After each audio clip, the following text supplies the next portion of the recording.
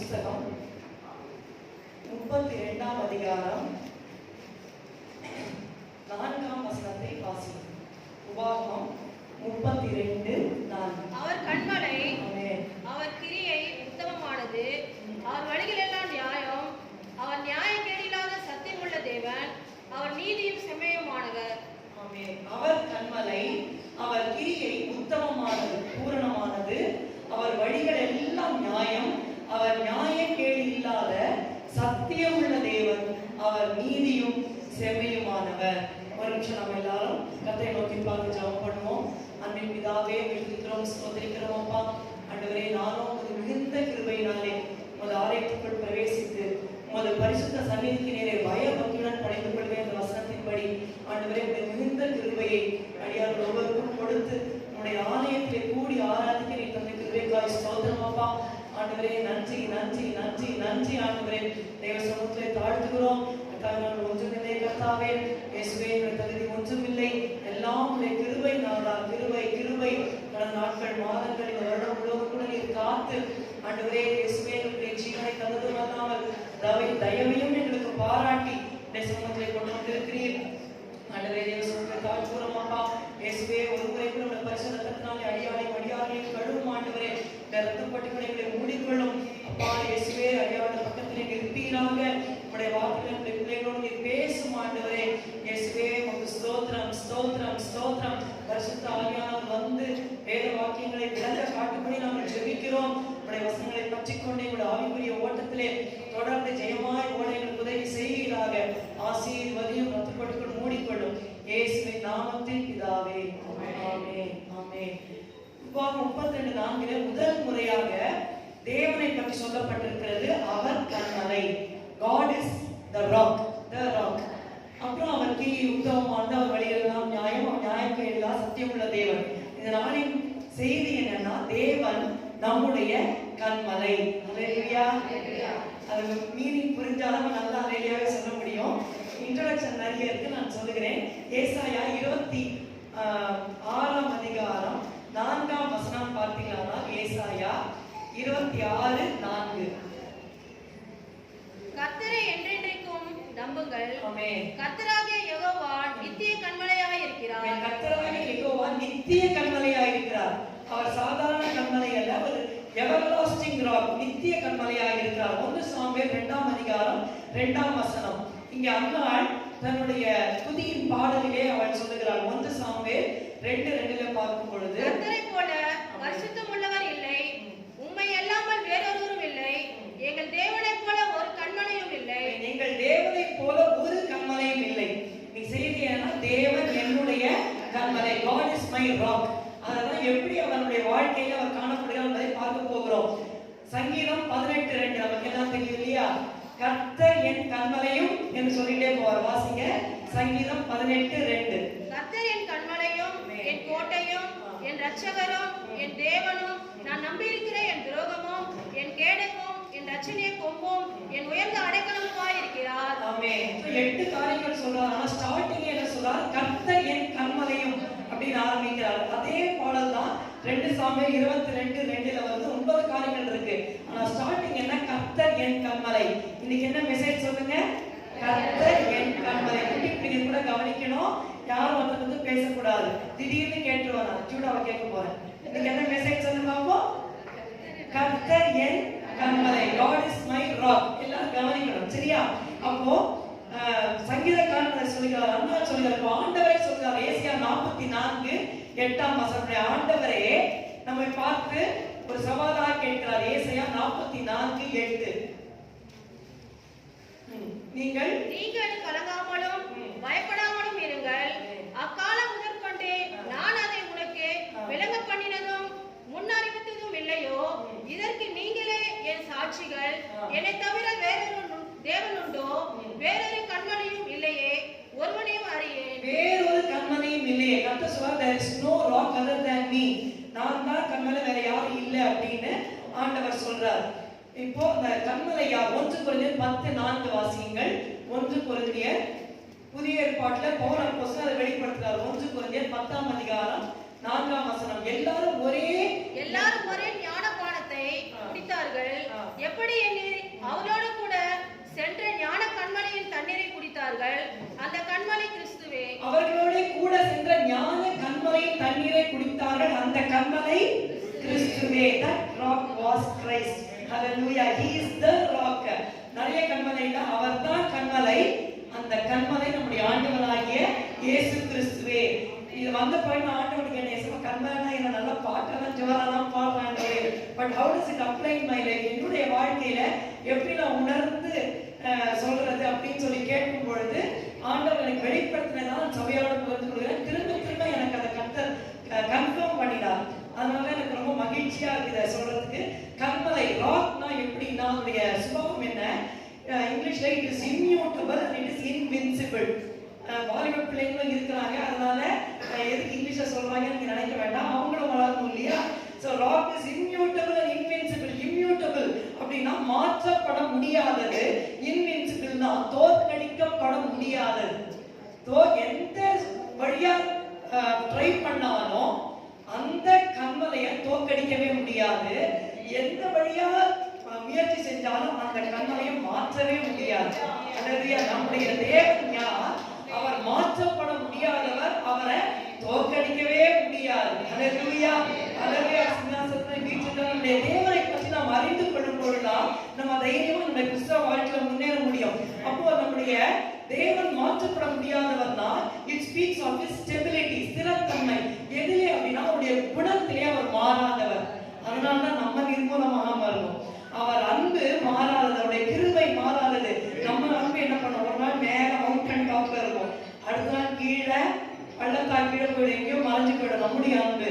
ஆனா ஆண்டவராகிய இயேசு நம்மேல் வைத்த அன்பு மாறவே மாறாது. ஹல்லேலூயா.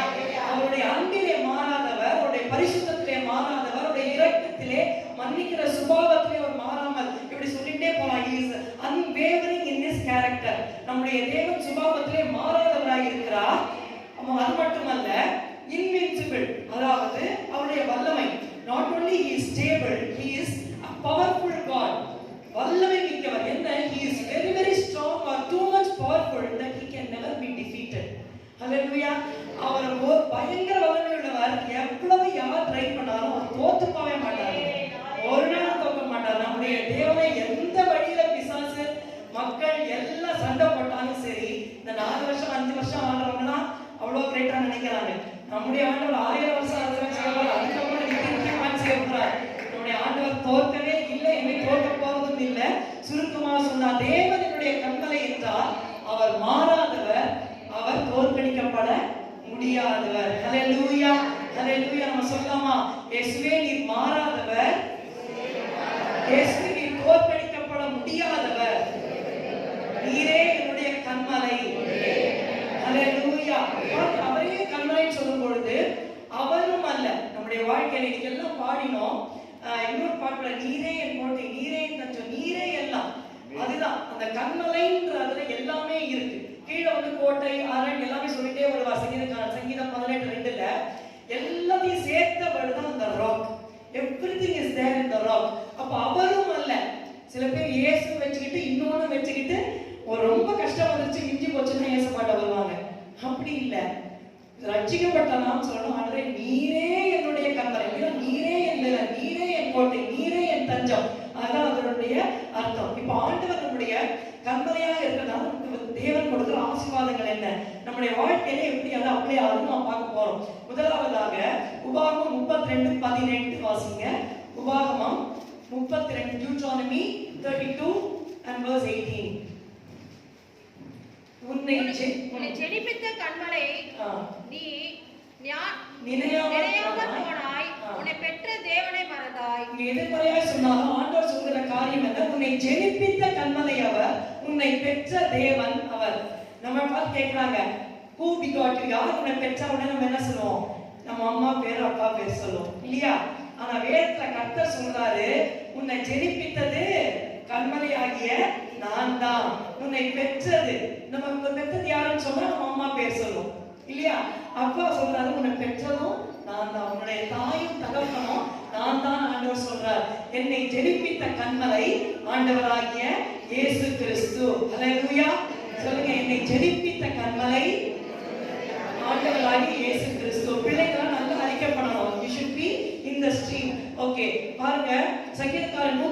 39ஆம் சங்கீதம் 13 வரைக்கும் வாசிக்கணும். அந்த 13ஆம் வசனம் பாருங்க. 139 13ஆம் வசனம். நீரின் உள்ளிகளை கை கொண்டிருக்கிறீர், என் தாயின் கர்ப்பத்தில் என்னை காப்பாற்றினீர். எடுத்துட்டீங்களா? எல்லாரும் பைபிள் கையில வச்சுட்டீங்க. நீங்க பாக்குறீங்களான்னு எனக்கு தெரியல. சில பேர் வயசாயிடுச்சுன்னா நான் சொல்ல மாட்டேன், ஏன்னா they can take notes and இது. பட் நீங்க 45 50 கீழே இருக்கிறவங்க கட்டாயம் பைபிள் எடுத்துட்டு வரணும். அவங்க பைபிள் கொண்டுட்டீங்களா? எல்லாரும் வரும்போது தனித்தனியா அவங்கவுங்க உங்களுடைய வேதத்தை கொண்டு வரணும். வேதம் இல்லாம வரக்கூடாது. ஸ்கூலுக்கு அனுப்புற பிள்ளைங்கள மேக்ஸ் கிளாஸ் இருக்கு, மேக்ஸ் ரீடர் நோட் இல்லாம போனா என்ன ஆகும்? Go and stand outside. வெளியில போய் நிக்க வேண்டியதுதான். கர்த்தர் ஏசப்பா இங்க வந்து ஏசப்பா மாறாதவரா இருக்காரா? இப்ப சொல்லாம அவன் கண்மலை அவர் மட்டும் மாறினார் வச்சுக்கோங்க, நம்ம எல்லாம் வெளியில நிக்க வேண்டியதுதான். கர்த்தர் கிருபை உள்ளவர். ஆமே. நம்ம அடுத்த வாரத்துல நீங்க வரும்போது கொண்டு வராதவங்க தயவு செய்து உங்களுக்கு தனியா பைபிள் வாங்க. சாரி வாங்குறதுக்கான 4000 5000 யூஸ் பண்ணுவோம். கரெக்டா? பைபிள் வாங்க சிஸ்டர், ஃப்ரீயா ஒரு பைபிள் கிடைக்குமா சிஸ்டர் அப்படின்னு கேட்கறாங்க. மட்டன் சிக்கனை அடிச்சு சாப்பிடுவாங்க. பைபிள் வாங்குறதுக்கு பாட்டு புக் வாங்குறதுக்கு என்ன இருக்காது? காசு இருக்காது. அப்படி இருக்கக்கூடாது. நம்ம தேவனுக்கு நம்ம முதலிடம் தரணும். சரி, அப்போ நீர் என் உள்ளிந்திரியங்களை கை கொண்டிருக்கிறீர், என் தாயின் கர்ப்பத்தில் என்னை காப்பாற்றினீர். நம்ம நினைச்சோம் சும்மா எதேச்சியா வந்துட்டோம் நம்ம நினைக்கிறோம். கிடையாது. கர்த்தர் மற்றும் நம்முடைய தாயின் கர்ப்பத்துல நம்ம காப்பாற்றலன்னு சொன்னா நம்ம பிறந்த உலகத்துல உயிரோடவே வந்திருக்க மாட்டோம். அப்பவே பிசாசுகளை அழிக்கணும்னு பார்த்தா. ஆனா நீங்க ஹிந்துவா கிறிஸ்டியனா முஸ்லிமா அதெல்லாம் இல்ல, தாயின் கர்ப்பத்துல தேவன் நம்மை காப்பாற்றினார். நான் சொல்றேன், நம்மை ஜெயிப்பித்தது. அது மட்டுமல்ல, அந்த பாருங்க, நான் அந்த சயின்ஸ் கொஞ்சம் ஆராய்ச்சி பார்த்தேன். தாயின் கர்ப்பத்துல ஜெனிக்கும் போது அந்த கன்சீவ் ஆகும்போது கர்த்தர் காப்பாற்றாரு. நம்முடைய சைஸ் என்னன்னு தெரியுமா உங்களுக்கு? வாங்க, ஃபர்ஸ்ட் மந்த் எண்ட் அந்த கர்ப்பம் தரித்த உடனே அந்த குழந்தை அம்மாவோட வயிற்றுல 1 மாசம் முடிஞ்சோட அந்த சைஸ் என்னன்னா ஒரு அரிசி சைஸ். அதாவது மேக்ஸிமம் 6 இருந்து 7 மில்லிமீட்டர். 1 சென்டிமீட்டர் தான் உங்களுக்கு தெரியும்ல. 1 சென்டிமீட்டர் 10 மில்லிமீட்டர்ல 6 to 7 மில்லிமீட்டர் தான். இத்தினோண்டு அரிசி. வீட்டில் போய் எல்லாரும் நீ சமைக்கும் போது சகோதரிகள் பார்த்துருங்க, சாப்பிடும் போது சகோதரிகள் பாருங்க. அரிசி வேக வைக்காத அரிசி இத்தினோண்டு அந்த சைஸ் தான். 1 மாசம் முடிஞ்சதுக்கு அப்புறம் அப்ப கன்சீவ் ஆயிருக்கும் போது கண்ணுக்கே தெரியல. ஆனா அந்த நேரத்துல கர்த்தர் என் தாயின் கர்ப்பத்தில் என்னை காப்பாற்றினீர். ஹல்லேலூயா. அவர் சொல்றார், நாமே ஜெனிப்பித்த கண்மலை. 2 மாசம் முடியும் போது எப்படின்னு கேட்டீங்கன்னா 2.54 சென்டிமீட்டர், அதாவது 1 இன்ச். 1 இன்ச்னா தெரியல, வீட்டுல போய் பாருங்க ஸ்கேல்ல சென்டிமீட்டர் ஆப்போசிட் சைடுல இருக்கு. 2.54 சென்டிமீட்டர் 1 இன்ச். 3 மாசம் முடிஞ்சா மேக்ஸிமம் 10 சென்டிமீட்டர். ஒரு ஸ்மால் ஸ்கேல்னாக்க 15 சென்டிமீட்டர்ஸ். சோ இவ்வளவுதான், இவ்வளோ கரெக்டா 10 சென்டிமீட்டர். மேக்ஸிமம் 3ல இருந்து 4 இன்ச். அது 3 மாசம் முடியும் போது அப்ப இனிமே கலையாதுன்னு சொல்லுவாங்க. அது வரைக்கும் அது கலையறதுக்கு டேஞ்சர் இருந்துகிட்டே இருக்கும். கஷ்டப்பட்டு குழந்தை பெற்றவங்களுக்கு தெரியும். திடீர்னு கன்சீவ் ஆயிட்டா அவங்களுக்கு அந்த மகிமை தெரியாது. வெயிட் பண்ணி பெற்றவங்களுக்கு அவங்களுக்கு தெரியும், அப்பா நிக்குமா நிக்குமா, கடவுளே கடவுளே கடவுள் நினைச்சிட்டு இருப்பாங்க. அப்போ தாயின் கர்ப்பத்திலே ஜெனிப்பித்த கண்மலையாகி அவர் என்னையும் உங்களையும் காப்பாற்றினார். உங்க வாழ்க்கையில் நீங்க சாட்சி, உங்க நிச்சயம் இருக்கும். என் வாழ்க்கையில் எப்படின்னா, எங்க அம்மா அப்பாவுக்கு 3 பொண்ணுங்க நாங்க. ஓகே, 4th பொண்ணு குழந்தை பிறந்தா எனக்கு சரியா ஞாபகம் இல்லை, கல்யாணின்னு பேரு. அந்த குழந்தை இறந்து போச்சு. எங்க அம்மா அப்பாவுக்கு பையன் பிறக்கணும்னு ஆசை. ஸோ அடுத்த தடவை கன்சீவ் ஆகும்போது பையன் பிறக்கணும்னு தான் அதுக்காக தான் இது பண்ணாங்க. ஆனா குழந்தை பிறந்து வரும்போது எங்க பாட்டி சொல்லிட்டாங்க, இது நிச்சயமா பொண்ணுதான், இது இந்த மாதிரி பொண்ணு பிறந்ததுன்னா 4ஆவது பிறந்தா அது குடும்பத்துக்கு ரொம்ப சாபம். இதை கரைச்சி உயிரை வாங்கிட்டாங்க. எங்க அம்மா சொல்றாங்க, முடியவே முடியாது, நான் என்னவா இருந்தாலும் நான் கட்டாயம் பெற்றுப்பேன்னு சொல்லிட்டு பெற்றுக்கிட்டாங்க. பொண்ணாச்சு. அப்பவே சொன்னேன் பொண்ணு, அப்பவே கரைச்சிருக்க நீ கேட்கலையே. பாருங்க, நான் சொல்றது 1975. சோ அப்பவே என்னை அழிக்கும்படியாக பிசாசு பிளான் போட்டான். ஆனா முடிஞ்சுதா? முடியல. காப்பாத்துறது யாரு? கர்த்தர். என் கண்மலையாகிய கர்த்தர் என் தாயின் கர்ப்பத்திலே என்னை காப்பாற்ற. அதனால நீங்க அவரோட முன்னாடி நிக்கிறேன். அதே மாதிரிதான். ஒருவேளை சிலருக்கு தெரிஞ்சிருந்தா, சிலருக்கு தெரியாம இருக்கலாம். உங்களுக்கு தெரியாது நீங்க எப்படி உங்க அம்மா கஷ்டப்பட்டு பெற்றா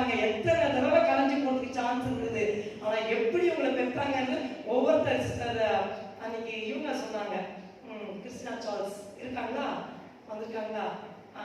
சொன்னாங்க எப்படி 2 குழந்தையும் பெற்றேன்னு சொல்லிட்டு ரொம்ப சீரியஸ் ஆகி பெற்றேன்னு சொல்லி சொன்னாங்க. அந்த தாய்க்கு தான் தெரியும் குழந்தை எப்படி பெற்றுக்கொள்றாங்க. தாய் கர்ப்பத்தில் என்னை காப்பாற்றாங்க. பிறந்ததோட அவ்வளவுதான். ஜெனிப்பித்த கண்மலையால் என்ன ஆசீர்வாதம்? What is the blessing? ஏசாயா 48:15 வாசிங்க. மன்னிக்கணும், ஆதியாகமம் 48:15. Sorry, Genesis 48:15. அந்த யாக்கோபு சொல்லுகிறார். வாசிங்க. அப்பொழுது வாசிங்க. அவனுடைய முழங்கால்கள் நடுவே 48:15 அவன் யோசேப்பை ஆசீர்வதித்து என் பிதாக்களாகிய ஆபிரகாமும் ஈசாக்கும் வழிபட்டு வணங்கிய தேவனும் நான் பிறந்த நாள் முதல் இந்நாள் வரைக்கும் என்னை ஆதரித்து வந்த தேவனும். நான் பிறந்த நாள் முதல் இந்நாள் வரைக்கும் என்னை ஆதரித்து வந்த தேவனும். ஃபர்ஸ்ட் பாயிண்ட்ல தான் நிக்கிறேன். ஜெனிப்பித்த கண்மலை பிறப்பிக்கிறது மட்டுமல்ல, பிறந்த நாள்ல இருந்து இந்நாள் வரைக்கும் ஆதரித்து வந்த தேவன். சப்போர்ட் பண்ணார். சாப்பாடு கொடுத்தாரா, ட்ரெஸ் கொடுத்தாரா, நம்மளை வாழ வச்சாரா? ஹல்லேலூயா. நம்ம மறக்கக்கூடாது. அவர் நம்மை ஜெனிப்பித்து ஆதரித்து கொண்டு வந்தார். பாருங்க, அது மட்டுமல்ல, இனி வரைக்கும் கொண்டு வந்ததில்லை. ஜெனிப்பித்த கண்மலை என்ன செய்கிறார்? ஏசாயாவின் புத்தகம் 46:3-4 நமக்கெல்லாம் தெரிந்த வசனம் தானே. ஏசாயா 46 கவனிக்கணும், 3-4 வசனங்கள். யாக்கோபின் சந்ததியாரே, இஸ்ரவேல் சந்ததியில் மீதியாகிய சகல ஜனங்களே, எனக்கு செவி கொடுங்கள். தாயின் வயிற்றில் தோன்றினது முதல் உங்களை ஏந்தி, தாயின் கர்ப்பத்தில் உற்பத்தி ஆனது முதல் உங்களை தாங்கினேன். தாயின் வயிற்றில் தோன்றினது முதல் உங்களை ஏந்தி, கண்ணுக்கே தெரியாதப்போ தாயின் கர்ப்பத்தில் உற்பத்தி ஆனது முதல் உங்களை தாங்கினேன். உங்கள் முதிர் வயது வரைக்கும் நான் அப்படி செய்வேன். நரை வயது மட்டும் நான் உங்களை தாங்குவேன். நான் அப்படி செய்து வந்தேன். இனிமேலும் நான் ஏந்துவேன், நான் சுமப்பேன், தப்பு வைப்பேன். ஹல்லேலூயா. இவ்வளவு வரைக்கும் கொண்டாரு, இனிமே கொண்டு போவாரா? ஜெனிப்பித்த கண்மலை என்ன சொல்லுகிறாரு? தாய் கர்ப்பத்திலே நான் தான் தாங்கினேன், அப்படி செய்து வந்தேன். இனிமேலும் நான் உன்னை சுமப்பேன், தப்புப்பேன். நிறைய வயது வரைக்கும், கடைசி வரைக்கும், till your end, நான் உன்னை தாங்குவேன், சுமப்பேன், தப்பு வைப்பேன், ஏந்துவேன் எல்லாம் சொல்றாரு. ஹல்லேலூயா. ஹல்லேலூயா. அதனால நம்ம பயப்பட வேண்டிய அவசியம் இல்ல. கர்த்தரினுடைய கண்மலை சொல்லும் போது நீங்க தெரிஞ்சுக்கோங்க, அவர் என்னை ஜெனிப்பித்த கண்மலை. நடுவழியில விட்டுற மாட்டாரு. என்னால முடியல, ஐயோ நீ இப்படி வந்துட்ட, இவங்க சரீரம் இதாயிடுச்சு, நான் விட்டுறேன்னு போயிட மாட்டார். மனுஷங்க கை விட்டுருவாங்க, நான் கர்த்தர் கைவிட மாட்டார். ஜெனிப்பித்த கண்மலை கடைசி வரைக்கும் ஏந்துவார், தாங்குவார், சுமப்பார், தப்பு வைப்பார். சோ ஆகையினாலே என்னை ஜெனிப்பித்த கண்மலையே உமக்கு நன்றி என்று நாம் சொல்ல வேண்டும். அடுத்த குறிப்புக்கு நான் போறேன். ஜெனிப்பித்த கண்மலை புரிஞ்சிருச்சா? ஹல்லேலூயா. சங்கீதம் 95 முதல் வசனம் வாசிங்க. சங்கீதம் 95 முதல் வசனம். கர்த்தர் கெம்பீரமாய் பாடி நம்முடைய இரட்சணிய கண்மலையை சங்கீதனம் பண்ண கடவோம் வாருங்கள். கர்த்தரை கெம்பீரமாய் பாடி நம்முடைய இரட்சணிய கண்மலையை சங்கீதனம் பண்ண கடவோம் வாருங்கள். He is the rock of our salvation. ஜெனிப்பித்த கண்மலை மட்டுமல்ல, நம்முடைய இரட்சணிய கண்மலை, அதாவது ரட்சிப்பின் கண்மலை. கவனிக்கிறீங்களா? ஹல்லேலூயா. எல்லாரும் கேட்கிறீங்களா? கொஞ்சம் இந்த பக்கம் அந்த பக்கம் பாத்தீங்கன்னா அந்த கோர்ஸ் நீங்க விட்டுடுவீங்க. சரி, இப்போ ரட்சணிய கண்மலை சங்கீதம் பண்ணி இதே இன்னொரு வசனத்துல இருக்கு. அதே உபாகமம் 32:15 பாருங்க. கொஞ்சம் திட்டுற மாதிரி வரும். 32:15 உபாகமம். யெஷூவன் கொழுத்து போய் உதைத்தான், கொழுத்து சுளித்து நிலம் துணினது போது தன்னை உண்டாக்கின தேவனை விட்டு தன் ரட்சிப்பின் கண்மலையை அசட்டை பண்ணினான். தன் ரட்சிப்பின் கண்மலையை அசட்டை பண்ணினான். குறிப்பு என்ன? இயேசுப்பா யார் நமக்கு? ரட்சிப்பின் கண்மலை. ஜெனிப்பித்த கண்மலை மட்டுமல்ல, நம்முடைய வாழ்க்கையில நம்ம பாட அறியாம வந்துட்டே இருந்தோம். ஒரு நாள் நம்மை சந்தித்து நம்மை ரட்சித்தார். ரட்சித்தாரா? ஹல்லேலூயா. என்னுடைய ரட்சிப்பின் கண்மலை. He is the rock of my salvation. ஏன் அப்படின்னா இந்த ரட்சிப்பு சாதாரணமானது இல்ல. நம்ம நினைக்கிறதுனால அப்படியே விதிச்சு வந்து அப்படியே இயேசுவை நம்பிட முடியாது. பாவ சேட்ல இருந்தோம். அதான் சங்கீதக்காரன் சொல்றார். சங்கீதம் 40:1-2-3 வாசிங்க. சங்கீதம் 40 நமக்கு நல்லா தெரியும் இல்லையா? போன வாரம் கூட நம்ம அதை அருமையா பாடினோம். கர்த்தருக்காக பொறுமையுடன் காத்திருந்தேன். அவர் என்னிடமாய் சாய்ந்து என் கூப்பிடுதலை கேட்டார். பயங்கரமான குழியிலும் உடையான சேற்றிலும் இருந்து என்னை தூக்கி எடுத்து என் கால்களை கண்மண் மேல் நிறுத்தி என் அடிகளை உறுதிப்படுத்தி நமது தேவனை துதிக்கும் புது பாட்டை அவன் வாயிலே கொடுத்தால் அநேகர் அதை கண்டு பயந்து கர்த்தரை நம்புவார்கள். பயங்கரமான குழியிலும் உடையான சேற்றிலும் இருந்து அவர் என்னை தூக்கி எடுத்து எங்க நிறுத்தினாரு? என் கால்களை கண்மலை மேல் நிறுத்தி நடிலை உறுதிப்படுத்தி. அப்போ நம்ம பயங்கரமா அந்த பாவத்துக்குள்ள இருந்தோம். நீங்க நினைச்சாலும் உங்களுக்கு தெரியும், உண்மையா ரட்சிக்கப்பட்டவங்க அவங்கள பிடிக்கவே முடியாது, துள்ளி துள்ளி குதிப்பாங்க. அவங்கள சர்ச்சைக்கு வாங்கினா சொல்லவே வேணாம், ஓடி வருவாங்க. ஏன்னா அந்த ரட்சிக்கப்பட்ட ஆத்மா வந்து மிகவும் கம்பீரித்து மகிழும். அந்த நீங்க ரட்சிக்கப்படுறதுக்கு முன்னாடி நீங்க நினைச்சு பாருங்க, நீங்க எப்படி ரட்சிக்கப்பட்டீங்க? ஈஸியா ரட்சிக்கப்பட்டீங்களா? என்ன கேட்டீங்கன்னா, எங்க அம்மா சொன்னாங்க, நான் +1 படிக்கிறேன், அப்போ 10th முழுக்க நான் டிவி பார்க்கல ஆக்சுவலி. ஏன்னா ஒரு வைராக்கியம், எப்படியாவது நல்ல மார்க் எடுக்கணும். 10th முழுக்க ஹிந்துவா இருக்கும்போதே நான் சொல்றேன், நான் டிவியே பார்க்கல. 460 மார்க்ஸ் எடுத்து எனக்கு ஒரே சந்தோஷம். +1 வந்தப்ப again I started to see TV. அப்பதான் ஒன்லி தூர்தர்ஷன், கேபிள் கனெக்ஷனே கிடையாது. அந்த தூர்தர்ஷன்ல என்ன வரும்? மயிலும் மாடும் காண்போம் கருப்போம் அதெல்லாம் வரும். ஏன்னா சித்திரா வடிவம் ரங்கோலிலாம் வரும். அப்புறம் ஹிந்தி படம், தமிழ் படம் வரும். ஆனா அந்த மண்டே டு ஃப்ரைடே ரொம்ப ஒண்ணுமே இருக்காது. அதை உட்கார்ந்து அப்படியே பார்த்துக்கிட்டு இருப்பேன். அப்ப எங்க முன்னாடி எங்க அம்மா பார்த்து கேட்கறாங்க, அலம்புறேன். அப்ப சொன்னாங்க, கௌரி என்ன பண்ணுவாங்க, கௌரி நீ 10th நல்ல மார்க் எடுத்த, +1 நல்ல மார்க் எடுத்து அதனே உனக்கு BE இல்ல MBBS சீட் கிடைக்கும். இப்படி டிவியே பார்த்துட்டு இருந்தனா எப்படி? அதை விட்டுருமா அப்படின்னாங்க. அன்பா சொன்னாங்களா, உடனே வந்தேன். வந்துட்டு நம்ம டிவியை விட்டுறணும். சரி, இதை பார்த்துட்டு போயிடணும், இதை பார்த்து போயிடணும். முடியவே இல்லை, ஒண்ணுமே இருக்காது இந்த டிவியில. அதான் சொன்ன நன்னன் வந்து கற்றுக் கொடுப்பாரு, எப்படி எழுது, அதை உட்காந்து பார்த்துட்டு இருப்பேன். அந்த டிவியை பார்த்தா தான் எனக்கு வந்து உயிரே, இல்லைன்னா அவுட்டு. நான் மூச்சு விடுற மாதிரி எனக்கு டிவி பார்க்காம யாராவது உலகத்துல இருக்காங்கன்னு சொன்னா என்னால் அதை நம்பவே முடியாது. அவங்க பைத்தியம் பிடிச்சவங்க நினைப்பேன். I was addicted to TV. அப்படி இருந்தேன் நான். தூர்தர்ஷன் ஆரம்பிக்கிறதே முடிகிற வரைக்கும் கொட்டா பார்த்துட்டு இருப்பேன். கஷ்டப்பட்டு படிப்பேன். சாரதா வித்யாலயா டீநகர் வரைக்கும் 2 பஸ் பிடிச்சு போயிட்டு வருவேன் நான். அவ்வளவு கஷ்டப்பட்டேன். எப்படியாவது வெளியில வந்துடணும். அப்புறம் எங்க அக்கா அப்பதான் ஏசு ஏத்துக்கிறான். சரி, ஏசு வேண்டாம், ஏசு கொடுக்குற சந்தோஷத்தை மட்டும் வாங்கிட்டு டிவில இருந்து வெளியில வந்துடணும்னு சொல்லிட்டு அதுக்காகத்தான் எங்க அக்காட்ட போய் நான் அட்வைஸ் பண்ணேன். ஆனா அதுவும் என்ன ஆச்சுன்னா சரியில்லை. கடைசியில் இயேசுவை ஏற்றுக்கொண்ட பிற்பாடுதான் அந்த டிவில இருந்து எனக்கு விடுதலை கிடைச்சது. அல்லேலூயா. அப்படி அடிங்க, அதெல்லாம் சொல்லவே முடியாது. வெளியில வரணும்னு நினைச்சா இன்னும் எழுதுது, வெளியில வரணும்னு நினைச்சா இன்னும் எழுதுது. உலகமான சேரு, பயங்கரமான குழி, அதுல போய் மாட்டிட்டேன். பிசாசு அப்படியே என்னை அடிமைப்படுத்தி வச்சிருந்தான். அவன் ரட்சிக்கப்படுறதுக்கு முன்னாடி அப்படி அடிமைகளா இருந்தோம். ஏசு நம்மை சந்தித்து நம்மை குழியில இருந்து தூக்கி எடுத்து, நம்ம நினைச்சு பக்தியா இருந்தனால வரல, தூக்கி எடுத்து கண்மலையின் மேல, அவர் தான் கண்மலை, அவர் மேல் நம்மை நிறுத்தி நம்முடைய அடிகளை உறுதிப்படுத்தி புது பாடி நம்மை நாளிலே தந்தார். அல்லேலூயா. அதனால நம்முடைய வாழ்க்கை பாருங்க, ரட்சிக்கப்பட்டவனே எப்படி ஹிஸ்டரி 2ஆ பிரியுது, வரலாறு சரித்திரம் 2ஆ பிரியுது. எப்படி பிரியுது? கிறிஸ்துவுக்கு முன், கிறிஸ்துவுக்கு பின். அதே மாதிரி இயேசுவை ஏத்துற நம்முடைய வாழ்க்கையில நம்ம தைரியமா சொல்லலாம், இயேசுவை ஏத்துறதுக்கு முன்னாடி என் வாழ்க்கை இப்படி இருந்தது, இயேசுவை ஏற்ற என் வாழ்க்கை இப்படி மாறிச்சு. அல்லேலூயா. அல்லேலூயா.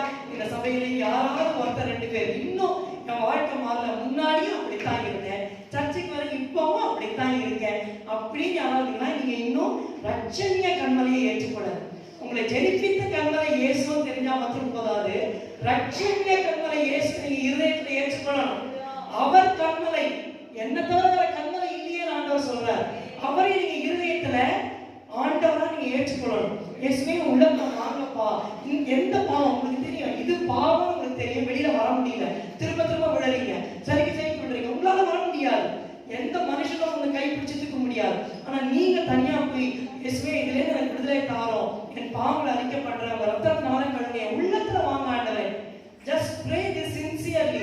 இயேசுவே உள்ளத்துல நீங்க வாங்க அப்படின்னு நீங்க கூப்பிடுங்க. அவர் உள்ளத்துல வந்தாருன்னா அந்த பாவத்தின் விடுதலை தருவார். அல்லேலூயா. அல்லேலூயா. அவர் ரட்சணிய கண்மலை. அந்த பாடல்கள் தெரிஞ்சது போட வேண்டாம், பாட தெரிஞ்சவங்க பாடுங்க. சேற்றினின் ஜென்னை தூக்கி எடுத்து மாற்றி உள்ளம் புதிதாக்கி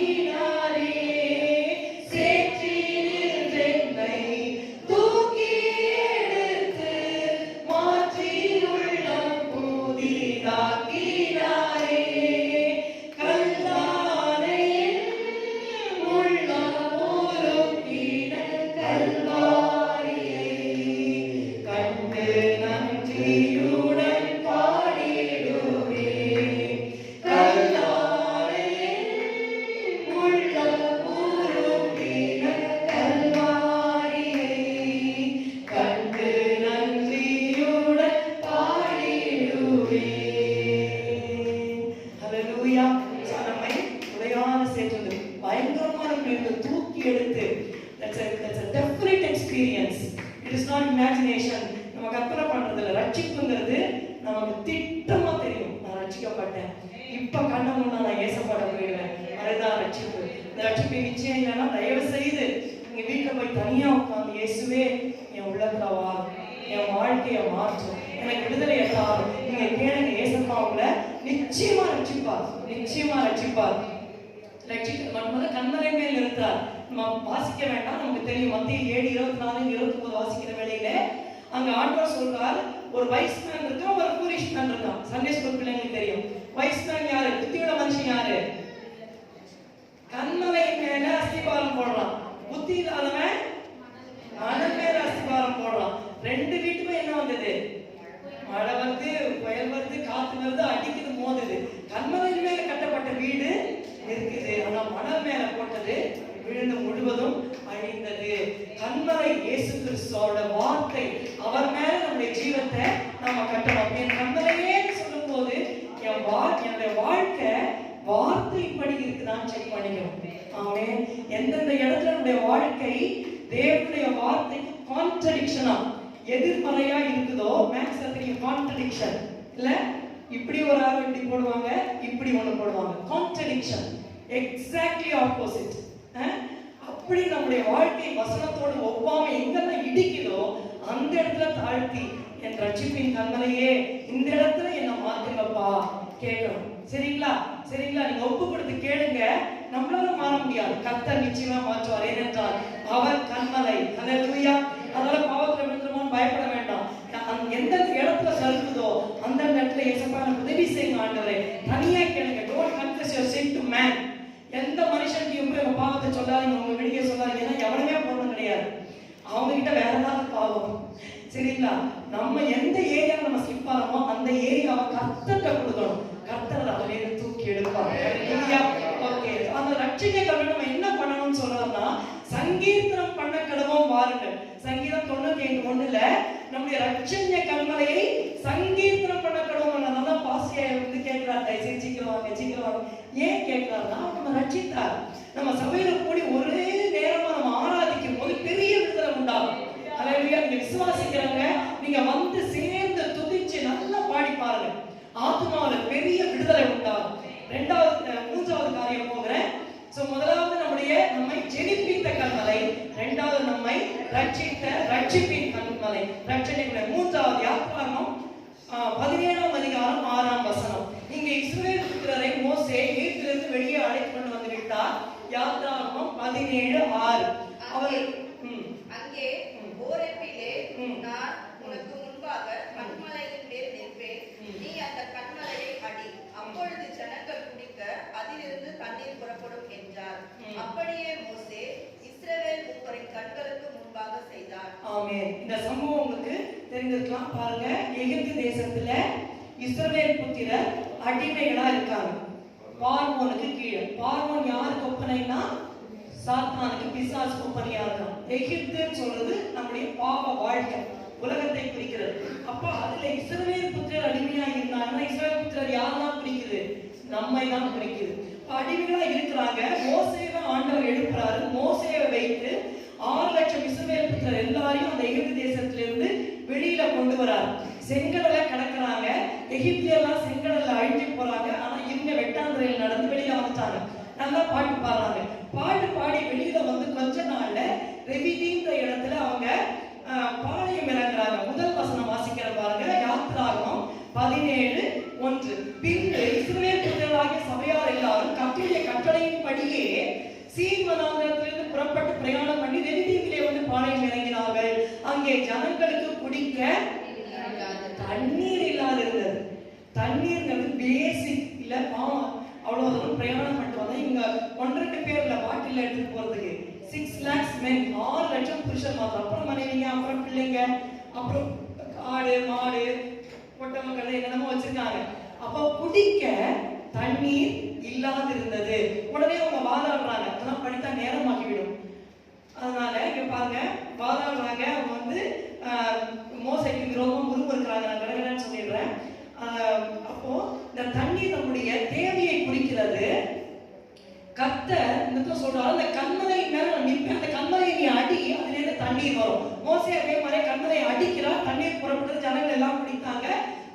இருந்தது. பாருங்க, வாட் இஸ் திஸ் ராக்? நம்ம தேவன் சொல்றார், நான் உன்னுடைய கண்மலை சொல்லும்போது அவர் என்ன கண்மலை? அவர் நமக்காக அடிக்கப்பட்ட கண்மலை. ஹalleluya. He is the smitten rock. சரிங்களா? முதலாவது ஜெனிப்பித்த கண்மலை, இரண்டாவது ரட்சிப்பின் கண்மலை, மூன்றாவது அடிக்கப்பட்ட கண்மலை. நம்முடைய ஆண்டவர் இயேசு சிலுவையிலே அவர் அடிக்கப்பட்டார். ஏசாயா 41:17 வாசிங்க. நானே சொல்லட்டுமா? சிறுமையும் எளிமையுமானவர்கள் தண்ணீரை தேடி அது கிடையாமல் அவர்கள் தாவத்தால் வரணும் போது கர்த்தராகிய நான் கேட்டு அவளை நான் கைவிடாதிருப்பேன் சொல்றார். அப்போ நம்முடைய ஜெபங்கள் ஆன்சர் பண்ணப்படாம, நம்முடைய தேவைகள் சந்திக்கப்படாமல் இருக்கும் போது தண்ணி இல்லாத ஒரு சிச்சுவேஷனா இருக்கிறது. ஏசாயா 44:3 பாருங்க. ஏசாயா 44:3. நான் இஸ்ரவேலின் தண்ணீரையும் வறண்ட நிலத்தின் மேல் ஆறுகளையும் ஊற்றுவேன். உன் சந்ததியின் மேல் என் ஆவியையும் சந்தானத்தின் மேல் என் ஆசீர்வாதத்தையும் ஊற்றுவேன். ஆமென். இந்த இடத்துல ஒரு தாகத்துக்கு ஆண்டவர் இமோஷன் சொல்றார். தாகம் உள்ளவன் மேல் தண்ணீரையும் வறண்ட நிலத்தின் மேல் ஆறுகளையும் ஊற்றுவேன். உன் சந்ததியின் மேல் என் ஆவியையும் உன் சந்தானத்தின் மேல் ஆசீர்வாதத்தையும் ஊற்றுவேன். See, water speaks of both the blessings, earthly blessings and spiritual blessings. பூமிக்குரிய ஆசீர்வாதங்கள், ஆவிக்குரிய ஆசீர்வாதங்கள் எல்லாவற்றையும் குறிக்கிறது. இந்த இடத்துல தண்ணீர் பரிசுத்த ஆவியின் அடையாளமா சொல்றார். கர்த்தர் முதல்ல என்ன சொல்றாரு? உன் சந்ததியின் மேல் நான் ஆவியை ஊற்றுவேன், அப்புறம் ஆசீர்வாதத்தை ஊற்றுவேன். முதல்ல ஆவியானவர், அப்புறமா ஆசீர்வாதம். புரியுதா? பாருங்க, நம்ம கர்த்தரும் முதல்ல நமக்கு என்ன தராருன்னா ஆவியானவர் சொல்லும்போது தேவ பிரசன்னத்தை நான் ஃபுல்லா எக்ஸ்பிளைன் பண்ண முடியல, இப்ப டைம் ஆயிடுச்சு, அதனால கொஞ்சம் ஸ்பீடா போறேன்.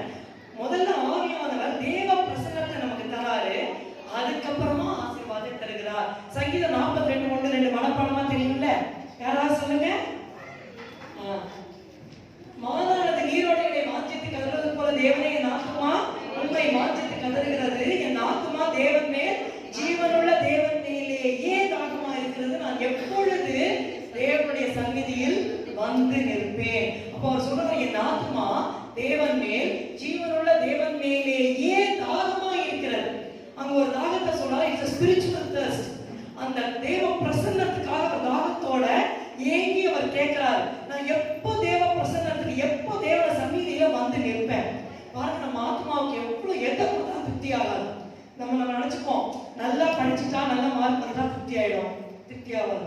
அடுத்தது காலேஜ் படிக்கணுமா, அடுத்தது வேலை, அடுத்தது கல்யாணம், அடுத்தது குழந்தை, அடுத்தது குழந்தை படிப்பு, இப்படியே அந்த சர்க்கிள் போயிட்டே இருக்கும். பாருங்க, மனுஷனுக்கு நீங்க என்ன வேணா கொடுங்க, வீடே இல்லாதவங்களுக்கு வாடகை வீடு கிடைச்சா போதும், அப்புறம் லீஸ் வேணும், அப்புறம் சொந்த வீடு, அப்புறம் கார், 2 வீலர், கார், ஹெலிகாப்டர். மனுஷனுக்கு திருப்தியே வராது. ஏன்னா நம்ம ஆத்மா தேவனுடைய சுவாசத்தினால் உண்டானது, என்ன கொடுத்தாலும் திருப்தி ஆகாது. சங்கீதக்காரன் சொல்றான், என் ஆத்மா தேவன் மேல தாகமா இருக்கிறது. நான் எப்போ தேவ பிரசன்னத்துல சந்நிதியில வந்து நிற்பேன். only the presence of God can satisfy us. hallelujah. அவர் நம்முடைய கண்மலை. அவர் என்ன கண்மலை? அடிக்கப்பட்ட கண்மலை. நம்மை திருப்தி செய்ய வேண்டும் என்று அவர் விரும்புகிறார். யாருக்குன்னா திருப்தி வேணும். ஏசப்பா முகத்தை பார்த்து நம்ம ஜெபிக்கிறோம், டெய்லி ஜெபிக்கிறோம். ஆனா கர்த்தருடைய முகத்தை பார்த்து அந்த பிரசன்ஸ் அனுபவிச்சு அந்த இது வருது பாருங்க, அப்பதாங்க திருப்தி வரும். சும்மா வழக்கம் போல ஜெபிச்சனால பாட்டு பாட்டேன், ஏதோ 2 அதிகாரம் போய் வாசம், அதுல வந்து திருப்தியே வராது. ஆக்சுவலி நீங்க வேணா பாருங்க, நீங்க உங்க ரட்சிக்கப்பட்டவங்க லைஃப் நீங்க தவாச வச்சு பாருங்க. ஆனா கண்ணீர் சிந்தி தேவ சமூகத்துல ஒரு நாள் இருந்து பாருங்க, திருப்தியா இருக்கும். எனக்கு சாப்பாடே வேண்டாம், எதுவுமே வேண்டாம், என்ன தனியா கர்த்தரோட விட்டுற மாட்டீங்களா? நான் இன்னும் கொஞ்சம் கர்த்தரோட இருக்கேன், இன்னும் கொஞ்சம் அவர்கிட்ட சேர்றேன். பாருங்க, முதல்ல கர்த்தர் ஆவியையும் அப்புறம் ஆசீர்வாதத்தையும் வச்சு, அது ரொம்ப ஒரு பெரிய ஒரு கீ உங்ககிட்ட நான் கொடுக்குறேன். ஐசையா 44:3 ஒரு வாக்குத்தத்தம். நான் தாகம் உள்ளவனே தண்ணீரையும் வரல நிலத்தின் மேல் ஆறுலையும் ஊற்றுவேன், உன் மேல ஆவியும் சந்தானத்தின் மேல் இந்த ஆசீர்வாதத்தையும் ஊற்றுவேன்னு சொல்லும் பொழுது பரிசுத்த ஆவியானவர் நம்ம கொடுத்து தேவ பிரசன்னத்துக்குள்ள நம்மளை கொண்டு வராது. Once we enter the presence of God, the blessings will be automatically unlocked. நாம் தேவ பிரசன்னத்தை அனுபவிக்க கற்றுக்கொண்டா ஆசீர்வாதம் தாரும் கேட்க வேண்டிய அவசியம் இல்லை. தானா ஆசீர்வாதம் ஆண்டவர் கையில கொண்டு வந்து கொடுப்பார். ஹalleluya. அதுக்குதான் சபையா நாங்க என்ன பாடுபடுறோம்னா, எப்படியாவது தனித்தனியா எல்லாரும் கர்த்தரை உறுதியா பிடிச்சிக்கணும். நீங்க எப்படி தேடணும்னா, இன்னைக்கு நானு நல்லா கர்த்தரை தேடிட்டேன், தேவ சமூகத்தை அனுபவிச்சேன். சண்டே மாத்திரம் இல்ல, வீட்டுல நீங்க தனியா ஜெபிச்சு அந்த தேவ சமூகத்தை தனியா உணரணும். அப்பதான் உங்க ஆத்மா திருப்தியாகும். அப்போ 2 ஆசீர்வாதம் இதுல, he satisfies us with his presence. நம்முடைய சமூகத்தால் நம்மை திருப்தியாக்குகிறார். he supplies all our needs. நம்முடைய தேவைகளை அவர் சந்திக்கிறார். நம்ம தேவை சந்திக்கப்படணும். நம்ம ஜெபத்துக்கு போயிருக்கிறோம். இல்ல வீடு வேணும், காசு வேணும், அது வேணும், இது வேணும், எல்லாம் வேணும், நம்ம ஜெபிக்கிறோம். ஆனா எப்படி அது கிடைக்கும்? எப்படி அது கிடைக்கும்? What is the key? பரிசுத்த ஆவியானவர். அவரை பெற்றுக்கொண்டு அந்த தேவ சமூகத்தை அனுபவிக்க கத்துக்கணும். நம்ம தேவ சமூகத்துல இருந்து, நான் கல்யாணம் புதுசா சொல்றேன், இவரோட சேர்ந்து வர்ஷிப் பண்ணா 4ல இருந்து 5, 50, 55 வரைக்கும் வர்ஷிப் பண்ணுவாங்க. ஐயோ இவங்க இதே போயிடும். வர்ஷிப் பண்ணுவாரு. எனக்கு என்னன்னா ஜெபாவி ஜாஸ்தி, இன்டர்செக்ஷன் நிறைய ஜெபம் பண்ணுவேன், கொஞ்சமா ஆராதனை பண்ணுவேன். இவர் ஆராய்ச்சியே இருப்பாரு. 5 நிமிஷத்துல எல்லா ஜெபத்தையும் சொல்லி முடிச்சிருவாரு. எனக்கு அது ஒத்தே போகாது. ஆனா அப்புறம் கர்த்தர் எனக்கு போக போக கற்றுக் கொடுத்தார். நீ வந்துட்டு ஷார்பன் பண்ணாம ஒரு பெரிய அறிவு கத்தி இருக்கு, முக்கையா இருக்கு. ஒரு மரத்தை வெட்டணும்னா, இல்ல சாதாரண கத்தி எடுத்துக்கங்க, வெங்காயம் வெட்டணும்னு வச்சுக்கோங்க, ரொம்ப மொக்கையா இருக்கு. அதை வச்சு நீங்க என்னதான் வெட்டாலும் சரியா வெட்டுமா? மொக்கையா தான் வெட்டாது. ஷார்ப் வந்து வெட்டுற சக்குன்னு வெட்டிடலாம். நீ முதல்ல ஆராதனை பண்ணி ஆராதனை தேவ பிரசனம் உள்ளவா, அவர் கிட்ட வந்துட்டியா, ஒரு வார்த்தை சொல்ல, ஆண்டவரே இதை செய்யும், செஞ்சு போயிடும். அதை விட்டுட்டு நீ வந்துட்டு எதுக்கு நீ வந்து கஷ்டப்பட்டு அழுது உன்னுடைய தேவைகளை சொல்றேன்னு கர்த்தர் கற்றுக் கொடுத்தார். இதை வந்து நம்ம பிராக்டிஸ் பண்ணணும். சோ முதலாவது ஆவியான தேவபிரசனம், இரண்டாவது ஆசீர்வாதம். First he the rock that was smitten. சிலுவையிலே அறையப்பட்ட இயேசுவானவர் நமக்கு எப்படி அந்த தண்ணியை தரார்? அவர் அடிக்கப்பட்டார். அதனாலதான் அந்த தண்ணி ஹோலி ஸ்பிரிட் அங்கே தான் வராது. அடிக்கப்பட்ட ஒரு உயிரோடு எழுந்து பரலோகம் சென்று பரிசுத்தவான்களை அனுப்பினார். தேவ பிரசன்னத்தை நமக்கு அதனால தருகிறார். He supplies, first of all he satisfies us. நம்மை தேவ பிரசன்னத்தினாலே திருப்தியாக்குகிறார். இரண்டாவது நம்முடைய தேவைகளை சந்திக்கிறார். ஹalleluya, praise God. புரிஞ்சுக்கல? இன்னும் இருக்கு, 10 மணி ஆயிடுச்சு. இன்னும் எனக்கு ஒரு 3-4 குறிப்பு இருக்கே. சரி, கர்த்தருக்கு சித்தமான நம்ம கண்டினியூ பண்ணுவோம். அது வந்து பாருங்க, இப்ப நீங்க கேட்கலாம், அந்த இடத்துல இதை சொல்லி முடிச்சிடுறேன், இந்த பாயிண்ட் முடியல. அந்த இடத்துல மோசையை பார்த்துனா கண்மலைய அடி, தண்ணி வரும், வந்தது. அப்ப நம்ம எங்க போய் இயேசுவை திருப்பி போய் அடிக்கணுமா? எப்படி அந்த ஆசீர்வாதத்தை பெற்றுக்கொள்றது? அதே எண்ணாகமம் 20ஆம் அதிகாரம் எடுங்க. எப்படி ஆசீர்வாதத்தை பெற்றுக்கொள்வது? எண்ணாகமம் 20 2ஆம் வசனம் பாருங்க. நம்பர்ஸ் எண்ணாகமம் 20ஆம் அதிகாரம் 2ஆம் வசனம். ஜனங்களுக்கு தண்ணீர் இல்லாதிருந்தது, அப்பொழுது அவர்கள் மோசேக்கும் ஆரோனுக்கும் விரோதமாக கூட்டம் கூட்டினார்கள். கர்த்தர் சொல்றாரு எப்படி அவனுக்கு தண்ணி வரும்? 8ஆம் வசனம் பாருங்க, வாசிங்க. நீ கோலை எடுத்துக்கொண்டு நீயும் உன் சகோதரனாகிய ஆரோனும் சபையாரை கூடி வர செய்து அவர்கள் கண்களுக்கு முன்பே கண்மலையை பார்த்து பேசுங்கள். அப்பொழுது அது தன்னிடத்தில் உள்ள தண்ணீரை கொடுக்கும். இப்படி நீ அவர்களுக்கு கண்மலையில் இருந்து தண்ணீர் புறப்பட பண்ணி சபையாருக்கும் அவர்கள் மிருகங்களுக்கும் குடிக்க கொடுப்பாய் என்றார். ஆமென். அவர் சொல்றாரு கண்மலையை பார்த்து பேசுங்கள் சொல்றாரு. படிச்சீங்களா? நீங்க மறக்க கூடாது. எண்ணாகமம் 20ல இருக்கு 8ஆம் வசனத்துல சபையோட கூடி வர செய்து அவர்கள் கண்களுக்கு முன்பாக கண்மலையை பார்த்து பேசுங்கள், அப்பொழுது தண்ணீரத்தில் உள்ள தண்ணீரை உனக்கு கொடுக்கும். ஆனா மோசேக்கு கடைசி நிமிஷத்துல ஒரு கோபம் வந்துருச்சு. வந்துட்டு கலரே உங்களுக்கு தண்ணீரை புறப்பட பண்ணுவோமோ அப்படின்னு சொல்லி என்ன பண்றாரு பாருங்க. தண்ணீரை புறப்பட பண்ணுவோமோன்னு சொல்லி 11ஆம் வசனம், தன் கையை ஓங்கி கண்மலையை கோலினால் 2 தரம் அடித்தான். உடனே தண்ணீர் ஏராளமாய் புறப்பட்டது. சபையார் குடித்தார்கள், அவர்கள் மிருகங்களும் குடித்தது. கண்மலையை தன் கையை ஓங்கி கண்மலையை தன் கோலினால் 2 தரம் அடித்தான். தண்ணி வந்தது, எல்லாரும் குடிச்சாங்க, ஆனா அடிச்சுட்டான். கர்த்தர் என்ன சொன்னார்? நீ கண்மலையை பார்த்து பேசுனார். See, already the rock is smitten. சிலுவையில ஆண்டவர் நமக்காக ஏற்கனவே அடிக்கப்பட்டாச்சு. திரும்பி போய் நம்ம அடிக்க வேண்டாம். அவரை பார்த்து பேசும் போது, ஏசப்பா எனக்கு இதை கொடுங்க, உங்களுக்கு என்ன வேணும்? உங்களுக்கு என்ன வேணும்? தண்ணி வேணுமா? சாப்பாடு வேணுமா? ஞானம் வேணுமா? உங்களுக்கு என்ன வேணுமோ, விடுதலை வேணுமா? சுகம் வேணுமா? whatever you need, அவரை பார்த்து பேசினா நான் உங்களுக்கு கர்த்தரை நிச்சயமாக கொடுப்பார். அல்லேலூயா. அந்த சமாரிய ஸ்திரீ வந்து தண்ணி இல்லாம அவ கஷ்டப்பட்டா. என்னன்னா பாவ வாழ்க்கையில இருந்த ஆண்டவர் சொன்னாரு, நீ போய் உன்னுடைய புருஷனை அழைச்சு கொண்டு வா. சொன்னா எனக்கு புருஷன் இல்ல. கர்த்தர் சொல்றாரு, ஆனா நீ சொன்னது சரிதான், 5 பேர் ஏற்கனவே இருந்தாங்க, இப்போ இருக்கிற உனக்கு இல்லை. அவர்கிட்ட அழகு இருந்தது, பணம் இருந்தது, எல்லாரையும் கைக்குள்ள போடுற அளவுக்கு திறமை இருந்தது. ஆனா என்ன இல்லை, ரட்சிப்பு இல்லை. கர்த்தர் சொல்றாரு, இந்த தண்ணீரை குடிக்கிறதுக்கு திரும்ப திரும்ப தாகம் வரும். நான் கொடுக்குற தண்ணீரை குடிக்கிறவனுக்கும் திரும்ப தாகம் உண்டாவது, நித்திய ஜீவனமா ஒரு நீரூற்றாக இருக்கும் அப்படின்னு சொல்லி ஆண்டவர் இன்ட்ரடியூஸ் பண்றாரு. ஸோ ஆகையினால் நம்ம ஒப்பு கொடுப்போம் இந்த 3 காரியங்களுக்காக. அதாவது என்னை ஜெனிப்பித்த கண்மலை, அதற்காக உமக்கு நன்றி. நீருடைய ரட்சண்ய கண்மலை ஆண்டவரை, எதெல்லாம் விடுதலையோ கர்த்தரை கேளுங்க. 3வது என்ன தேவையோ, எனக்காக அடிக்கப்பட்ட கண்மலை ஆண்டவரை, என்னுடைய தேவைகளை எல்லாம் சந்திப்பீர். தேவ பிரசனத்தினால் என்னை திருப்தியாக்குவீர்.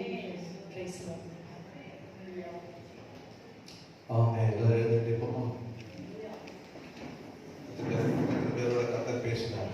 நாளை கர்த்தர் நம்மோடு பேசி இருக்கிறார். அல்லேலூயா. அரிசியை மறக்காதீங்க. நீங்க எல்லாம், நம்ம எல்லாம் யாரு, ஒரு அரிசி, ஒரு அரிசி நீ படுத்துற பாடு எவ்வளவு இருக்கு பாரு அப்படின்னு பாருங்க. ஆண்டவர் நம்மை ஜெனிப்பித்தார். அல்லேலூயா. ஸோ கர்த்தர் நல்லவர். அவர் நம்மை ஜெனிப்பித்த கண்மலை, அவர் நம்மை ரட்சித்த கண்மலை, அவர் நமக்காக அடிக்கப்பட்ட கண்மலை. அல்லேலூயா. இந்த கண்மலையானவரே, என்னை காக்கும் தெய்வமே பாடி முடிப்போம். எந்த கண்மலையானவரே, என்னை காக்கும் தெய்வம் நீரே. எந்த கண்மலையானவரே, என்னை காக்கும் தெய்வம் நீரே. வல்லமை மாட்சிமை நிறைந்தவரே, மகிமைக்கு பாத்திரரே. வல்லமை மாட்சிமை நிறைந்தவரே,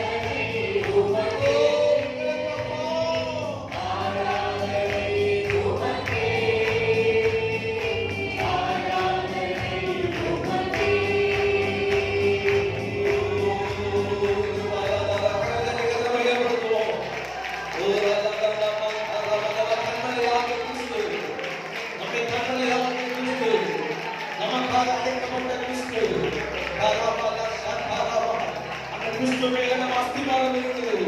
உன்னுடைய அஸ்திபாரம் கிறிஸ்து மேல இருக்கிறது. யாராலும் அசைக்க முடியாது, யாராலும் அழிக்க முடியாது, உன் சந்ததியை அழிக்க முடியாது, உன் குடும்பத்தை அழிக்க முடியாது.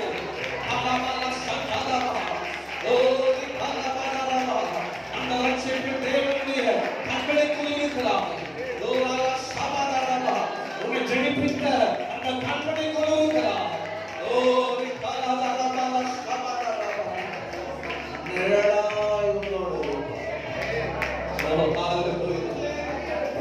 இந்த கல்லு மேல் போதவன் முறிந்துவான்.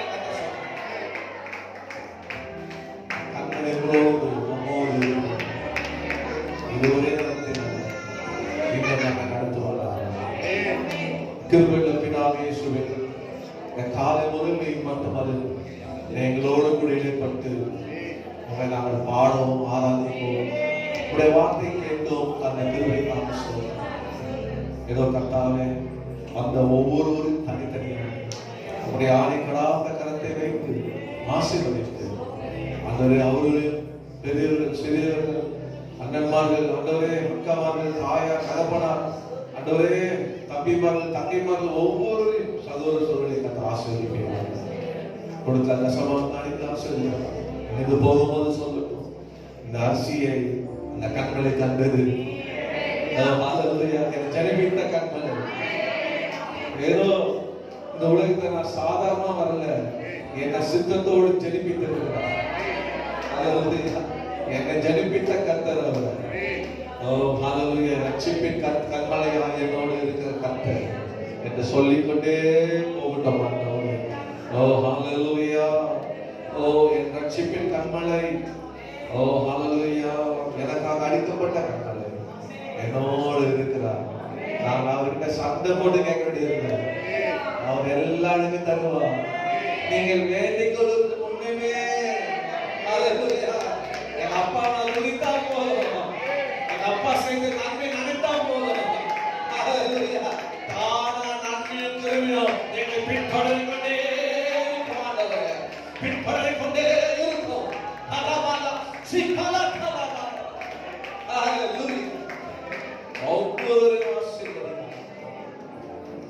எல்லா துதிகார மகிமை உமக்கு இயேசுவின் நாமத்தில் ஜெபிக்கிறோம் பிதாவே. ஆமென் ஆமென். எல்லாம் சேர்ந்து சொல்லுவோம். என் ஆத்துமாவே என் முழு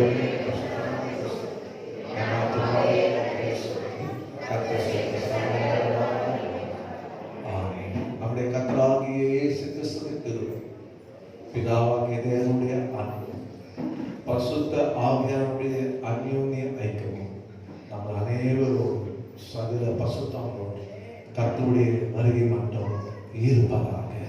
ஆமென் ஆமென் ஆமென் ஆமென். கர்த்தரோட ஆசீர்வதிப்பார். கண்மலையாகிய கிறிஸ்து உங்களோடு இருந்து வழிநடத்துவார். ஆமென் ஆமென்.